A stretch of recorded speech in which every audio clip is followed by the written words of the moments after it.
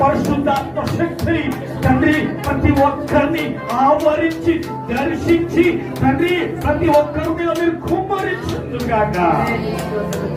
ఆనాడు అపోస్తుల మీద కుమ్మరించిన పరిశుద్ధాత్మ శక్తి ఈనాడు మా సంఘం మీద కుమ్మరించబడుగాక. ఆయన యొక్క కృప ఆయన మీద ప్రయోజనం గాక. ఆమేన్ ఆమేన్. గట్టిగా చెప్పండి, ఆయన నామాన్ని కనపరుస్తున్నాను గట్టిగా. ఆమేన్ ఆమేన్. The Lord is fire. The Lord is fire. The Holy Mercy.